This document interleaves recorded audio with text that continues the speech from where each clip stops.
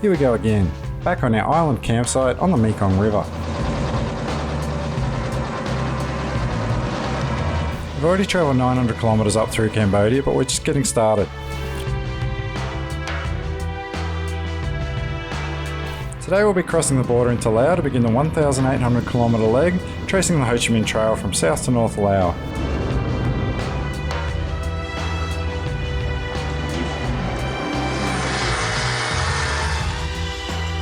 As Foot and Looks sort the bikes for the border crossing, we say goodbye to Pon, our Cambodian support driver. He's heading back to Phnom Penh, so it's handshakes and high fives as we bid him farewell.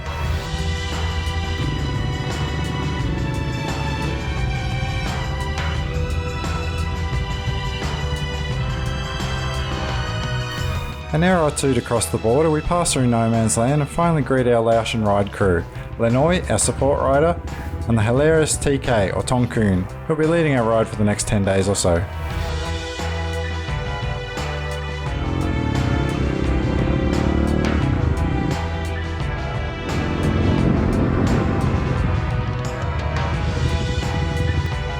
Just 10 kilometres down the road, we arrive at lunch near the massive Kong Papeng Falls. By volume, it's the largest waterfall in Southeast Asia, and one of the widest.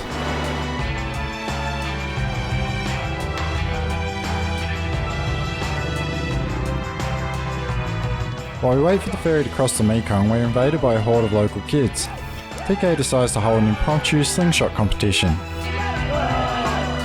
This turns out to be a big hit.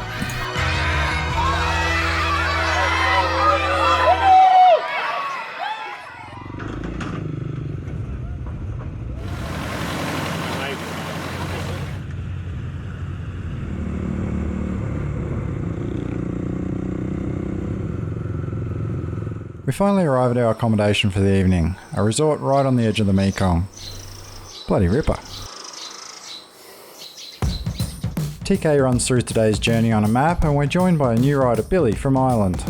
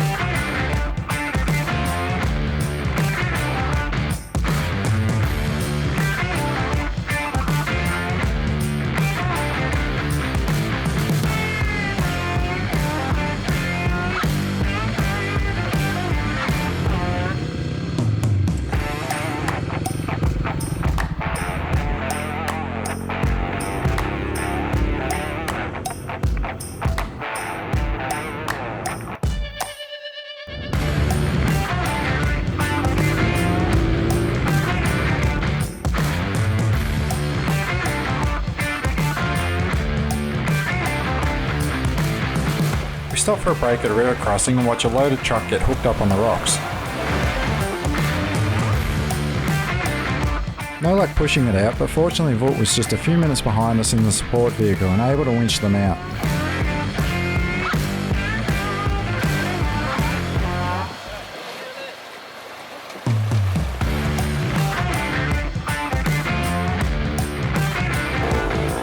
TK got a bit loose crossing the river and managed to find all of the rocks.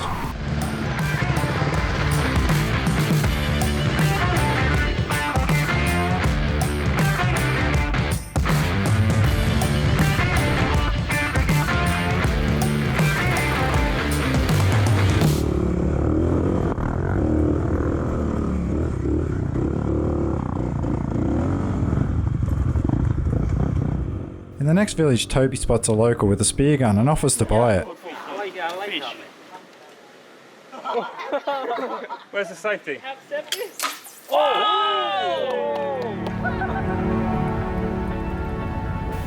We pass through a large tent village filled with emergency housing made from tarps.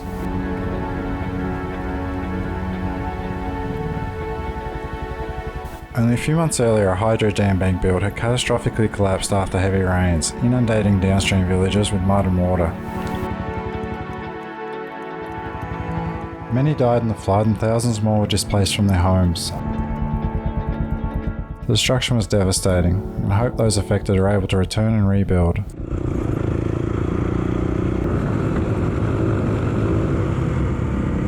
We smashed out 145 kilometres today from Champasak to Atapu. It was a big day for everyone.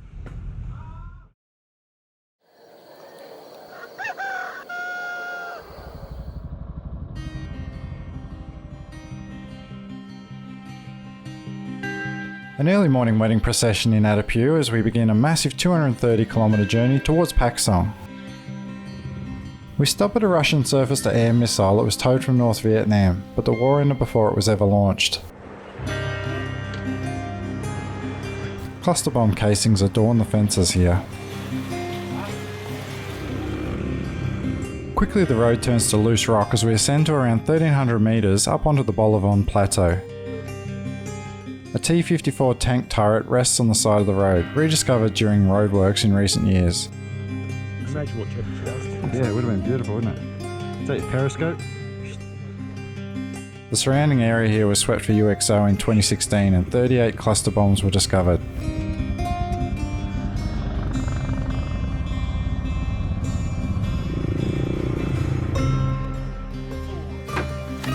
We pull into a village for lunch and Kev and Toby spot some local souvenirs.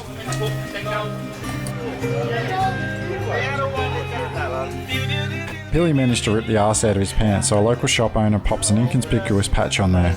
Great result. Double stitched and everything, that's...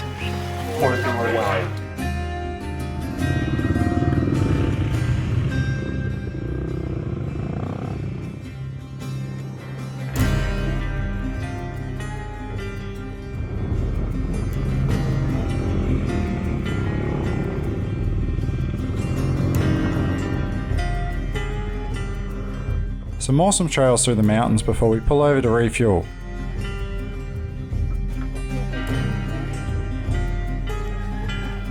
Sadly, word comes in that Billy has overshot a corner at speed and possibly broken his leg. Day 2. Toby patches him up while Vut and Lanoi arrive in the support truck and ferry him off for an X-ray. No good at all.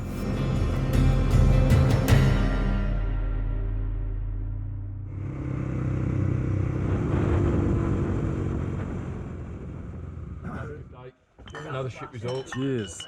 Unfortunately, the X-ray confirms a fracture, so we decide to hold a party in the fancy suite room for Billy. Lots of laughs and jokes that should never be repeated. Good luck, mate. We farewell Billy and head off down the highway.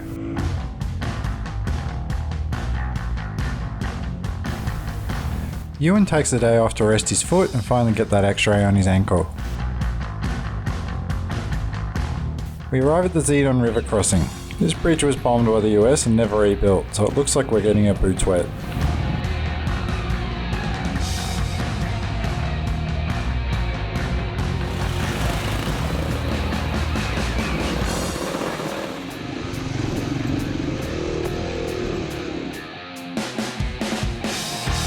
Corey and I started the river crossing together, and while he managed to pick a great line, I got stuck on everything.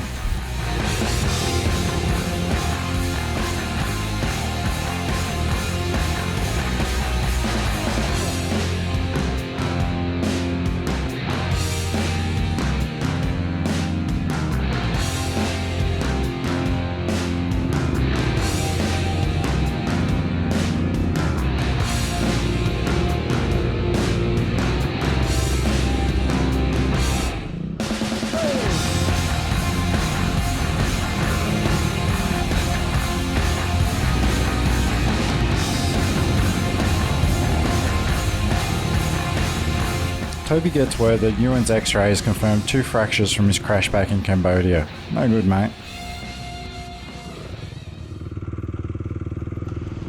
Not more than a few hundred metres from refuelling, I get a puncture, most likely from a nail on one of the bridges. Looks quickly patches me up and we head off to eat some chili prepared by Toby and TK.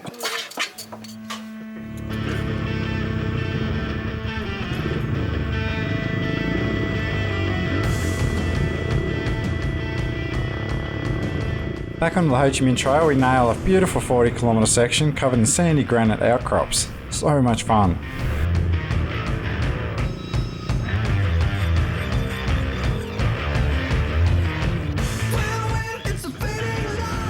We We cross the river, then John and I battle to avoid the dust clouds.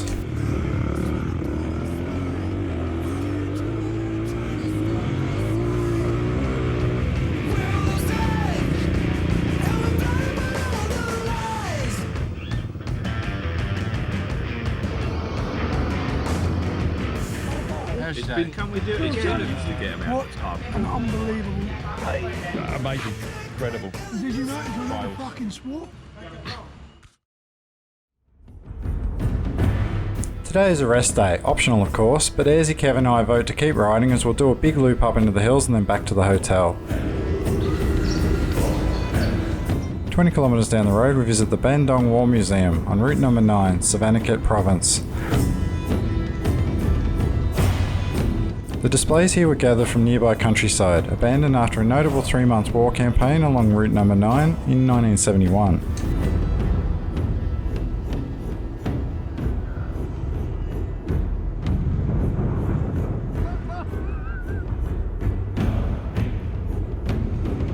Next we're off to one of the longest bamboo bridges in Laos, possibly in Southeast Asia.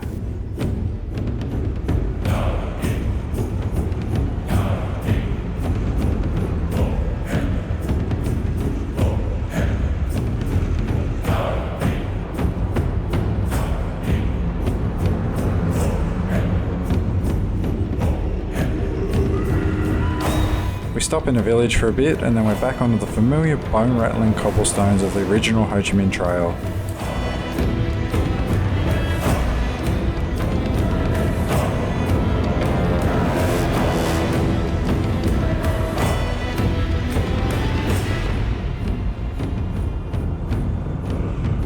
We meet a young family moving timber out along the trail.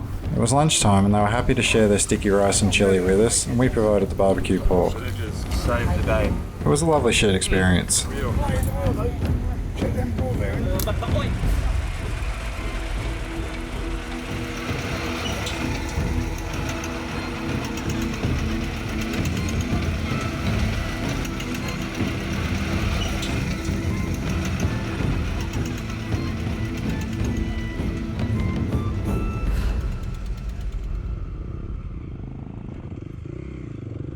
We stopped to take a look at another war wreck on the side of the road, then we're back onto the bitumen for a bit. Suddenly, Airzy has a brain fade. What have you done, mate?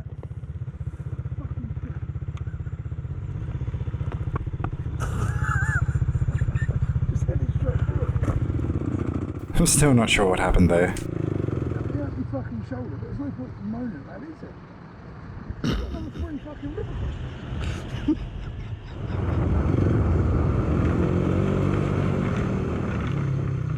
Another bamboo bridge and then we're climbing up into the hills on some awesome fast trails.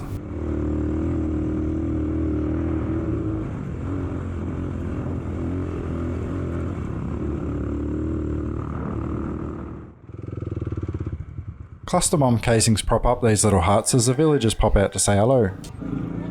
We fuel up in the village then head back down the mountain. Our total loop today was 230 kilometres back to Zipon. Just awesome.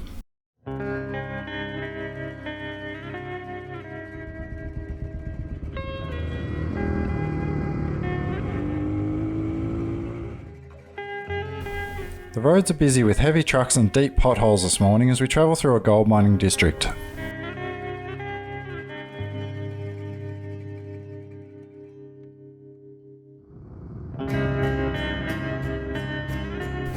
Deep into the countryside we visit a rural school and TK has brought along some stationery to give to the local students. The kids sing us some songs, show us their classrooms and then check out the big bikes. Toby even gives them a lesson in sweet monos.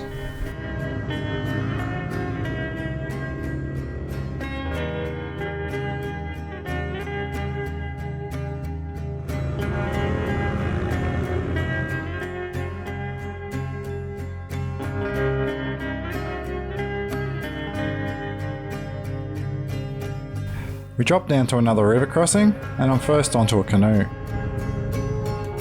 We start paddling out and I immediately regret the decision as I was sure I was going to fall in. Couldn't get off it quick enough. The other blokes seem to enjoy it though.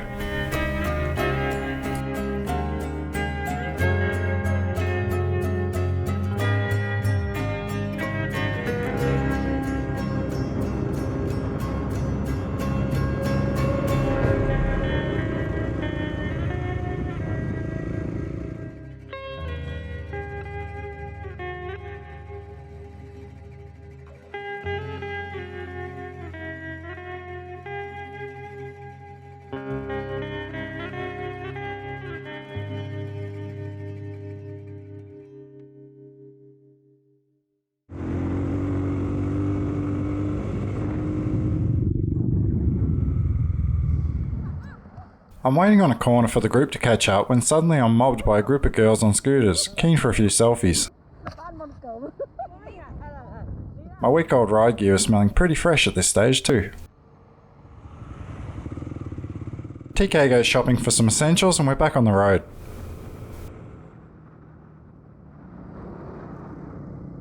We cross a large bridge and then into some freshly cut single track that takes us to our campsite. We all climb aboard a pretty dodgy looking styrofoam raft and then enjoy a sunset cruise on the lake. Back at our campsite we're offered up some local cuisine, bamboo rat and barbecue dung beetle. A few of us tried the rat, but we left the beetle for Toby to enjoy.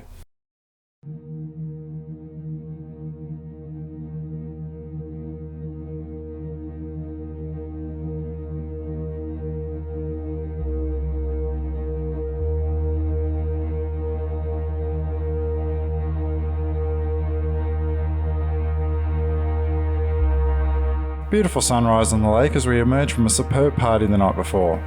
We pack our gear for the day's ride as we've been told we're in for an unusual surprise today.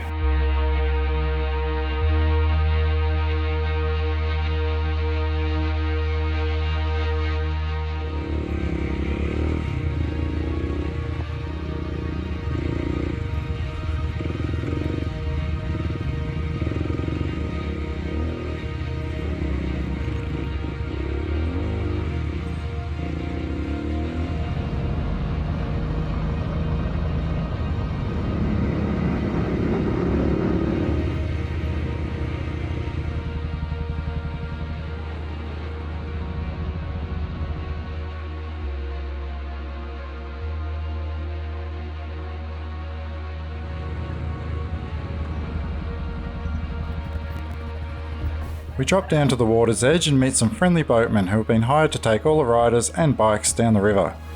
This seemed sketchy at first, but they managed to balance the bikes on the small craft pretty easily.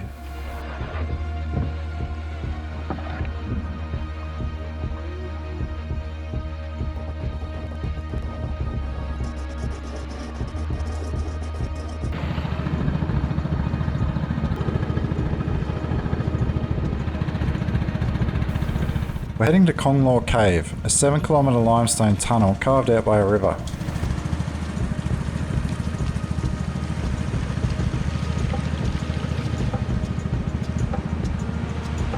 Not even 100 metres into the cave, I hear the sound of white water on rapids and a flurry of voices.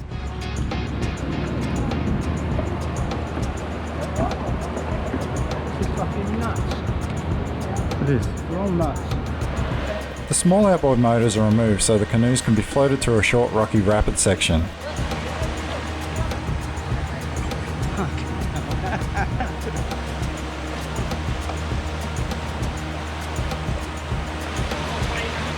There goes my trusty 250 down the rapids into the darkness. The outboards are reattached and then we're off again. Amazing.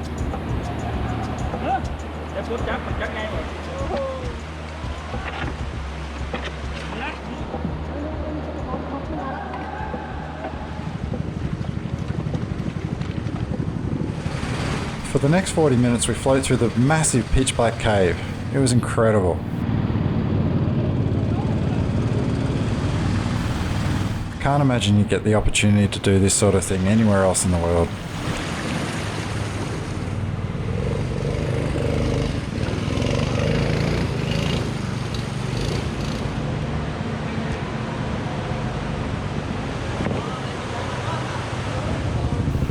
Bit of effort to get all the bikes out of the cave, but Toby and Looks are onto it.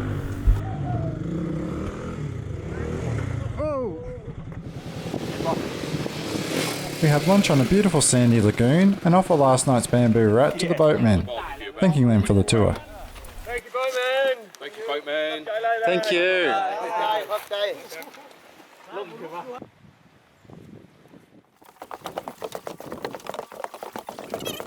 Another 5 minutes down the road and we arrive at our accommodation for the evening. Just beautiful. Well rested after a night by the riverside, today we'll be riding a hefty 260 kilometres through the mountains on our way to Mong Mok. We stop and check out some canoes made from the fuel tanks of US fighter jets.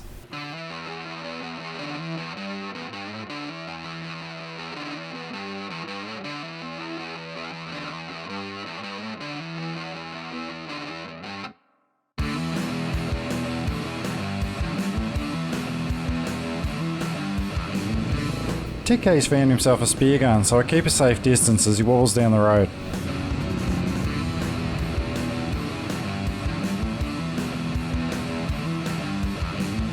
A few hours into the mountains, we stop for a break in a small village. I noticed a guy carrying an AK-47. He politely declined being on video, but Corey grabbed a photo anyway. An illegal opium trade still operates deep in these mountains, and he wasn't wearing any uniform, so who knows.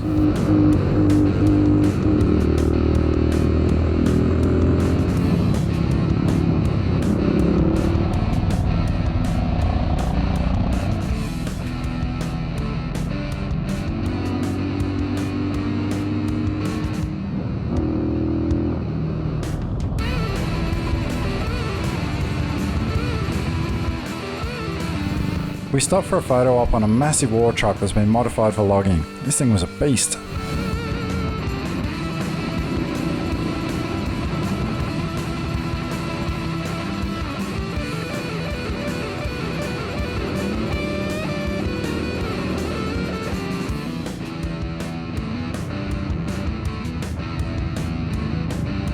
We're above 1200 metres here and it's starting to get chilly as we pull into town for the evening.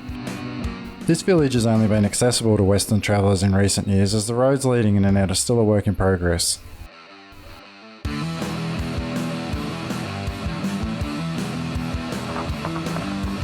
While we await the support truck with our gear, TK's got us covered.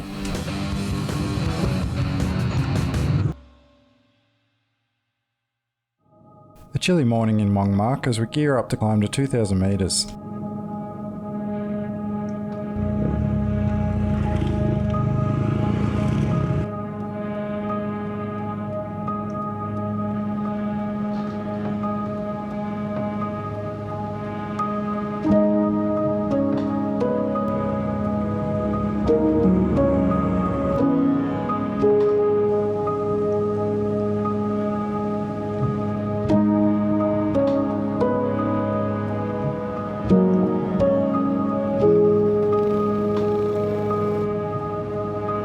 Meters. 6,080 feet in a proper unit.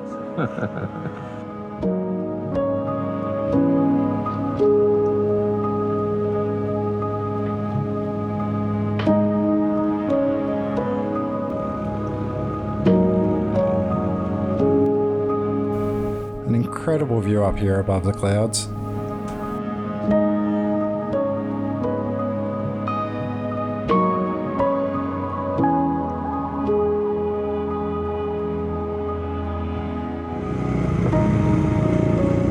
Dropping down from the mountains, we visit a large Buddha statue that somehow survived bombing in the war. At a nearby temple, Hmong girls are rehearsing in their traditional dance clothes.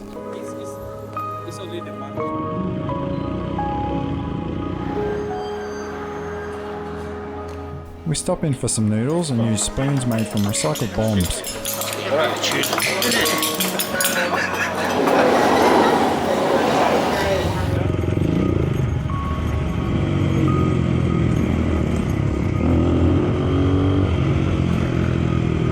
After lunch, the Plain of Jars. There's 90 of these archaeological sites that contain thousands of carved stone vessels dating back to the Iron Age around 500 BC. This area was heavily bombed during the war and we can still see craters.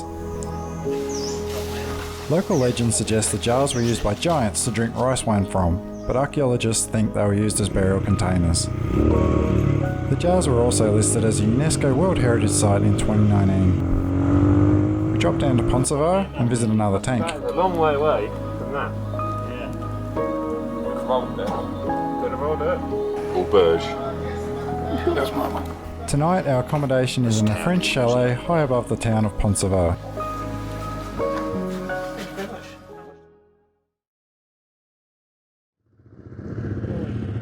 It's the final day of our epic Ho Chi Minh tour, and we've rug up for another chilly climb up into the highlands.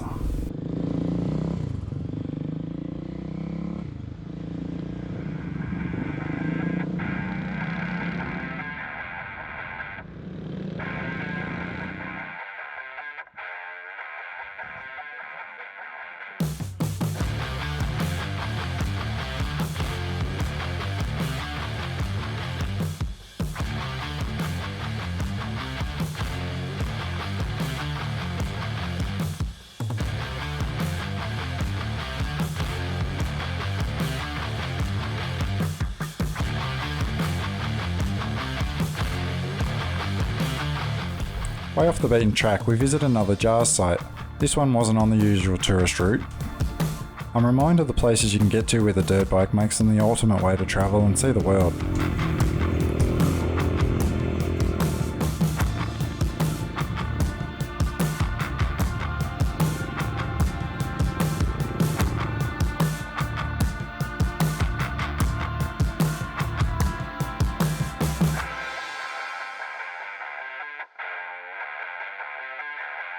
Up and down through the clouds, the views across the mountains were absolutely spectacular.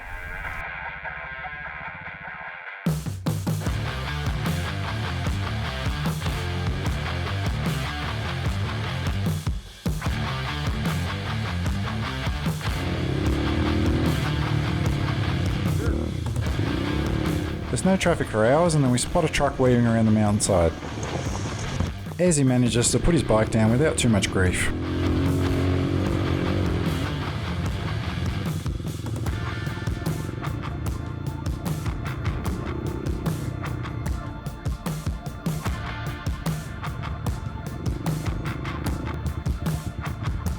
How's the foot, mate? It'll get me through today.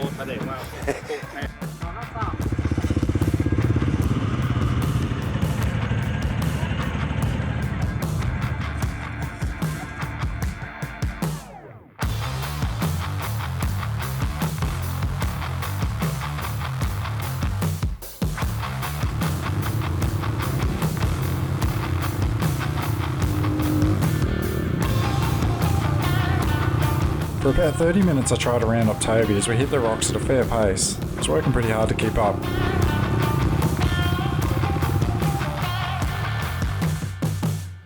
That's it, alright.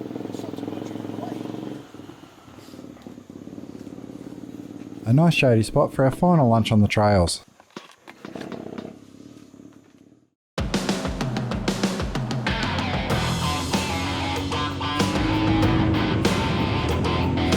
We're heading home now and I'm starting to get excited.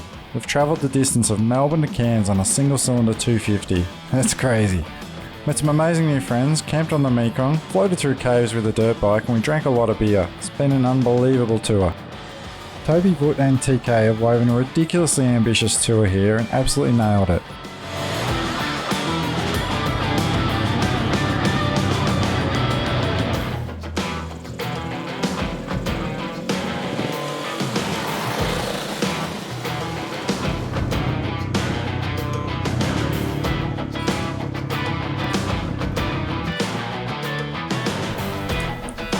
Home stretch now as we leave the dirt trails behind us for some smooth bitumen on the way to our final destination.